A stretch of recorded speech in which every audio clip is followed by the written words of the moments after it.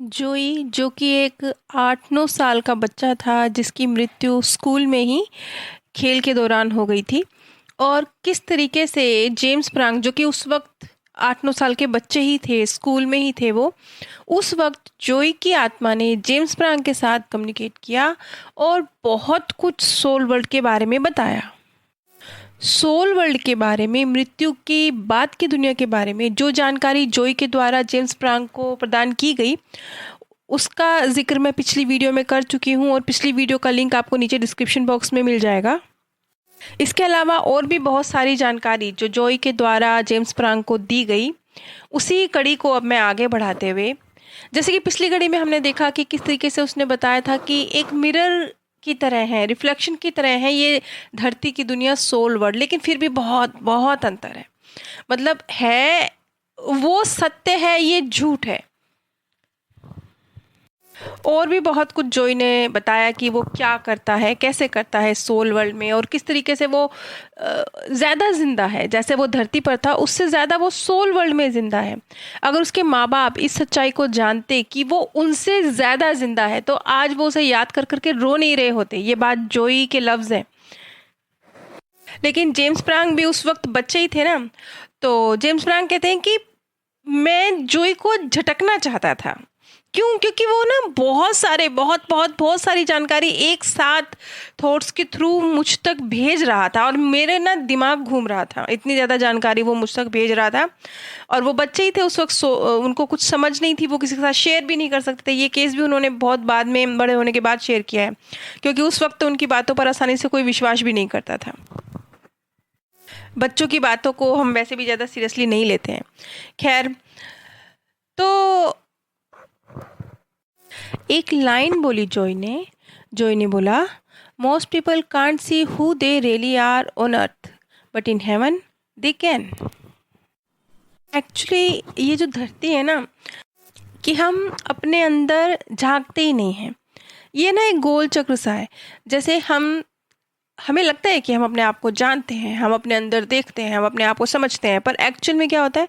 Actual में कोई मेरे बारे में क्या सोच रहा है, उसने मेरे बारे में क्या कहा, सामने वाले ने मेरी रिस्पेक्ट करी या नहीं करी, सामने वाला मेरे बारे में क्या बोल रहा था, मैं कैसा दिख रहा था, मैंने क्या कह दिया, सामने वाले ने मेरे बारे में क्या सोचा, लोग मेरे बारे में क्या सोचते हैं, मेरे पास कितना है, मेरे पास कितना नहीं है।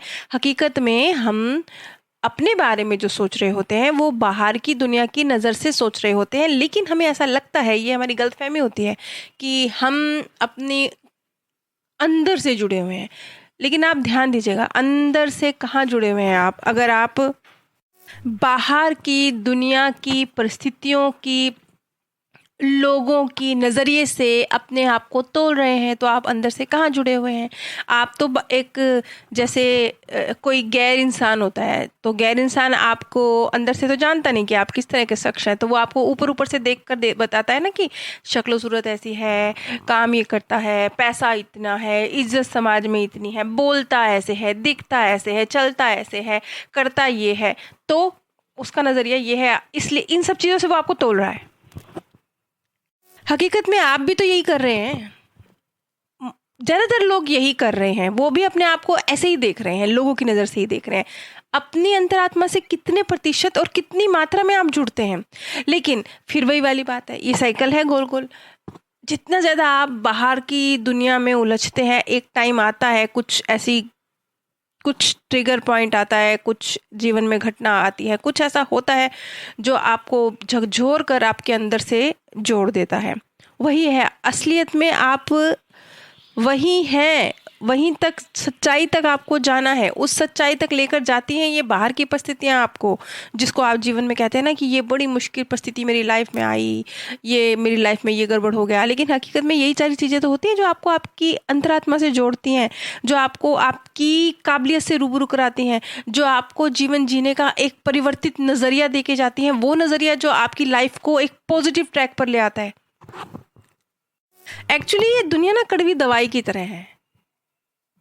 बीमारी आती है तो भी बहुत बुरा लगता है कि बीमारी आ गई है, कड़वी दवाई खानी पड़ती है तो भी बहुत बुरा लगता है कि कड़वी दवाई खानी पड़ रही है, लेकिन ये कड़वी दवाई ऐसी होती है कि उसके बाद आपको परमानेंटली हील कर देती है, हमेशा हमेशा के लिए।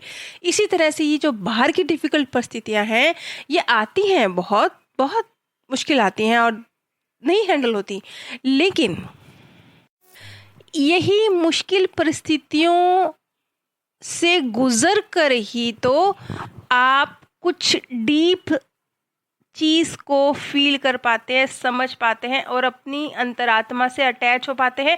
और वो मुश्किल परिस्थिति में से जो आपने एक पॉजिटिव चीज़ निकाली थी, जो कि आपकी सोल की असली पहचान है। सोल हमेशा पॉजिटिविटी को ही ढूंढती है, क्योंकि हम एक्चुअल में परमात्मा के बच्चे हैं ना, तो हम वो पॉजिटिविटी को ही ढूंढ रहे होते हैं। तो वो जो ढूंढ के अपने अंदर हम डाल लेते हैं ना, वो परमानेंट हो जाती है।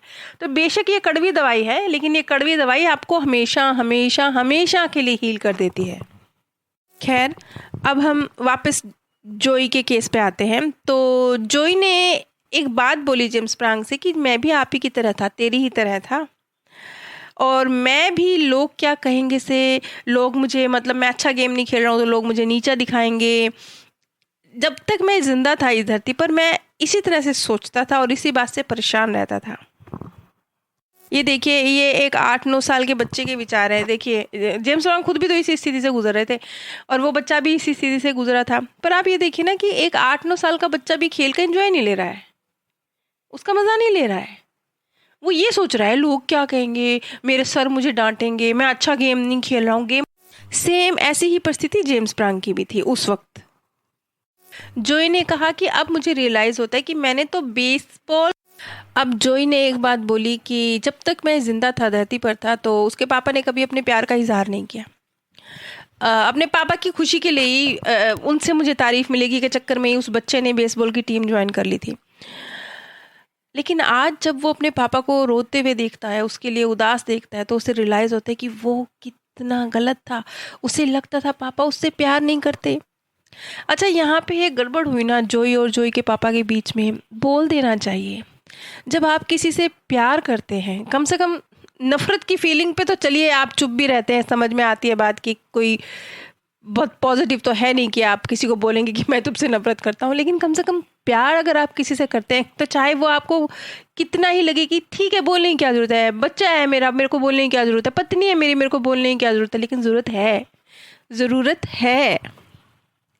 तो जोई और जोई के पापा की तरह मत कीजिए। अगर किसी से प्यार करते हैं तो बोल दीजिए, चाहे वो आपको लगता हो कि मेरी मम्मी है, क्या ज़रूरत है बोलने की, वो तो जानती है मैं उनसे प्यार करता हूँ। ये मेरा बच्चा है, मुझे क्या ज़रूरत है बोलने की, ये मेरी वाइफ है, क्या ज़रूरत है बोलने की, लेकिन ज़रूरत है, बोल दीजिए। आज जोई कहता है कि कई जन्म, कई वक्त, बहुत बहुत सारे जन्म वो गुजार चुका है अपने माँ बाप के साथ। ये उनका पहला बर्थ नहीं था, और ये जो उसका जन्म था, ये ये उसके लिए, जोई के लिए एक बहुत बड़ी पॉसिबिलिटी का द्वार खोल रहा था। उसके जो इस बर्थ के माँ बाप थे, ये उसके लिए एक अवसर थे जोई का खुद से जुड़ जाने का।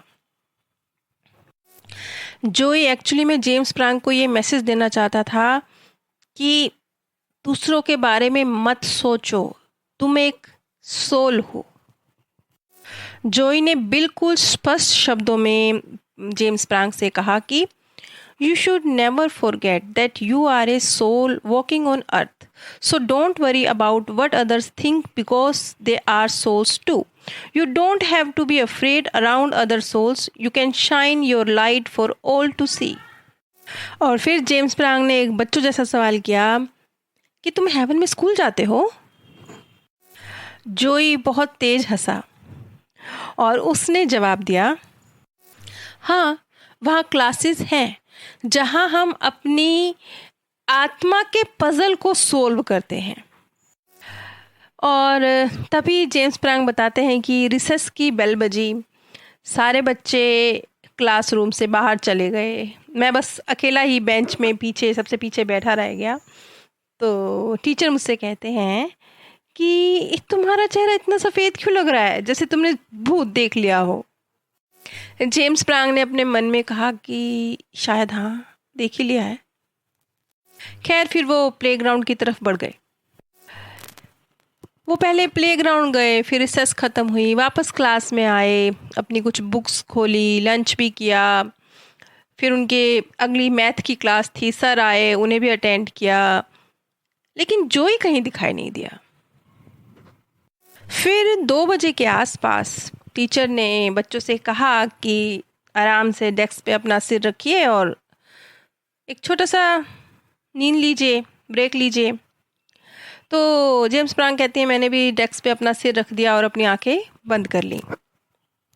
और अब वो एक बार फिर जॉय को अपने सामने देख रहे थे, जिसे वो इतनी देर से ढूंढ रहे थे कि जैसे उनका दोस्त पता नहीं कहाँ चला गया। अभी तक तो परेशान हो रहे थे जॉय से, फिर अपना दोस्त समझ के ढूंढ रहे थे। अब वो जब बंद आंखों से उनके सामने आया और जॉय ने जेम्स प्रांग को मैसेज दिया कि मैं तुम्हें देख रहा था, लेकिन तुम्हारे विचार पढ़ाई, टीचर्स, दोस्तों को लेकर इतने ज़्यादा चल रहे थे कि मैं उसमें एंटर नहीं कर सकता था, मैं तुम्हें इंटरप्ट नहीं कर सकता था। तो इस वजह से जोई करीब था जेम्स प्रांग के, लेकिन जेम्स प्रांग उसके मैसेज रिसीव नहीं कर पा रहे थे इतनी देर से।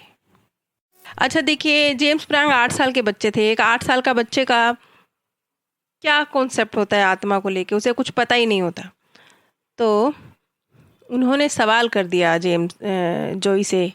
8 साल का बच्चा ऐसा सवाल नहीं करता, लेकिन देखिए जेम्स प्रांग ने भी पता नहीं कितनी लंबी यात्रा करी होगी, ऐसे ही थोड़े वो आज यहाँ तक पहुँचे हैं।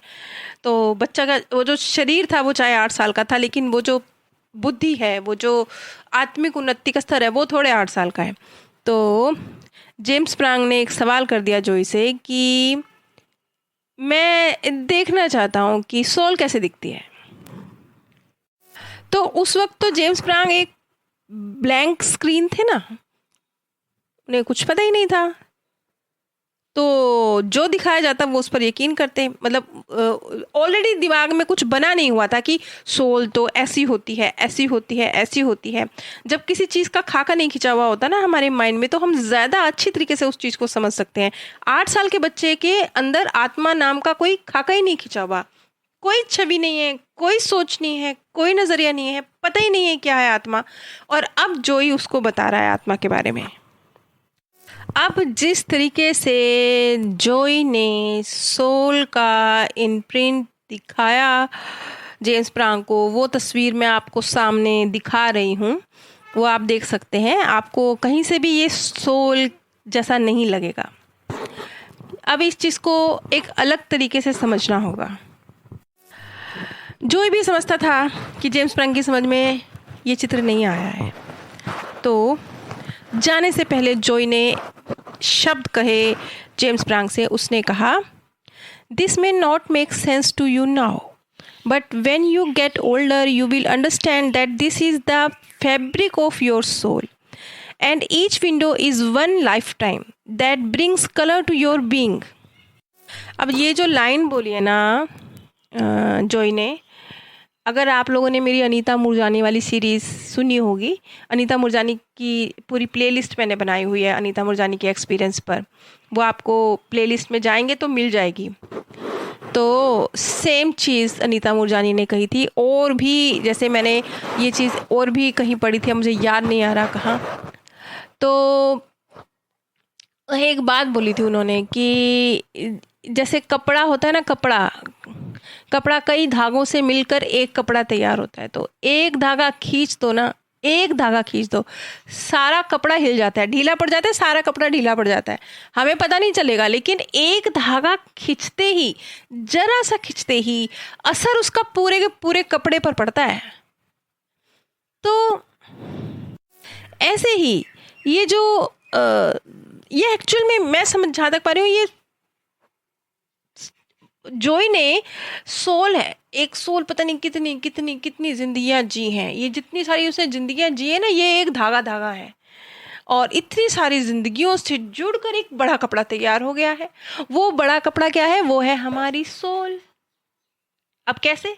अब ऐसे कि आपने ये वाला जीवन जिया, एक जीवन जिया, मान लीजिए ये जीवन आप जी रहे हैं। इस जीवन में आपने कुछ प्लस कुछ माइनस, कुछ कार्मिक अकाउंट, बहुत कुछ किया है। हो सकता है मान लीजिए फॉर एग्जांपल आपने इस जीवन में क्षमा करने के गुण को सीख लिया है, लेकिन अहंकार है आपके अंदर मान लीजिए। अब आप नेक्स्ट बर्थ लेते हैं, उस बर्थ में कुछ ऐसी परिस्थितियां बनेंगी कि वो आपके अहंकार को तोड़ने की वजह बनेंगी, लेकिन उस बर्थ में जो आपने माफ़ करने का अपना लेसन ऑलरेडी सीखा हुआ है वो आपको बेनिफिट पहुंचाएगा। तो एक लेसन जो आप ऑलरेडी सीख चुके हैं वो आपको बेनिफिट पहुंचाएगा दूसरा लेसन सीखने में। आपस में कोई मेल जोल नहीं लिख रहा है इन लेसन्स का। एक अहंकार का लेसन है, एक माफ़ी का लेसन है, आपस में क्या मेल जोल है इनका है। इसीलिए जितनी एक सोल ने जितनी लंबी यात्रा की होती है ना, उसका असर पड़ता है उस सोल के ऊपर, कम या ज़्यादा असर पड़ता है। ऐसे ही ये जो एक एक ज़िंदगी है ये एक एक धागा है, और इन धागों में क्या गुथा हुआ है? संस्कार, एक्सपीरियंस, कार्मिक अकाउंट, ये गुथे हुए हैं। ये धागा इन्हीं से मिलके बना है। ये सब लेकर आप एक दूसरे बर्थ में आ रहे हैं, एक दूसरा धागा तैयार कर रहे हैं। जो दूसरा धागा तैयार हो रहा है उसके अंदर पिछले वाले कार्मिक अकाउंट, संस्कार, गुण, अवगुण, लाइफ लेसन, क्या सीखा क्या नहीं सीखा, वो सब भी गुथा जाएगा। लेकिन कितने प्रतिशत, कितनी मात्रा में कौन सा लेसन सामने आएगा ये तो डिपेंड करता है ना। अब जैसे आप क्लास में बैठे हैं, आप मान लीजिए 7th क्लास के स्टूडेंट हैं, ये मैथ का टीचर है, ये हिस्ट्री का टीचर है, ये फिजिक्स का टीचर है, लेकिन कॉपी तो आप उस वक्त वही खोलेंगे ना जो टीचर सामने होगा। मैथ के पीरियड में फिजिक्स की कॉपी तो नहीं खोलेंगे ना। तो बस इसी तरह से आपने जो सारे संस्कार कई जन्मों में बनाए हैं, जब जिस संस्कार के सुधरने की, जिस लाइफ लेसन के सीखने की बारी आएगी, जिस ऑलरेडी लिखे जो सीखा हुआ लेसन है उसके थ्रू आपने अपने उस लाइफ लेसन को अचीव करना है, बस वो खुल के सामने आएगा, सारा खुल के सामने नहीं आएगा। तो ये है धागे धागे धागे, जिंदगियों वाले धागे मिलकर उनसे क्या बन गया? एक बड़ा सा कपड़ा। वो बड़ा सा कपड़ा है हमारी सोल। जोई का जो ये केस था ये तो यहीं ख़त्म होता है। जोई के ही केस की जो पिछली कड़ी है उसका लिंक मैंने नीचे डिस्क्रिप्शन बॉक्स में दिया है। मेरे सेकंड चैनल का लिंक भी नीचे डिस्क्रिप्शन बॉक्स में है। इन दोनों चैनल्स पर ही मृत्यु के बाद की दुनिया के संबंध में जो लोगों के सत्य अनुभव हैं, वो चाहे किसी भी माध्यम से हुए हों, चाहे वो नियर डेथ एक्सपीरियंस हो, चाहे वो पास्ट लाइफ रिग्रेशन हो, चाहे वो साइकिक के माध्यम से प्राप्त जानकारी हो, या फिर वो आप ही लोग जो जानकारी व्हाट्सएप पर मुझे भेजते हैं वो हो, उन सब के बेस पर जानकारी प्रदान की जाती है। आप सभी पर परमात्म सौंदर्य, प्रेम और आनंद सदैव बरसता रहे। आप सभी दिव्य परम धाम में स्थान प्राप्त करें। जोई जो कि एक 8-9 साल का बच्चा था।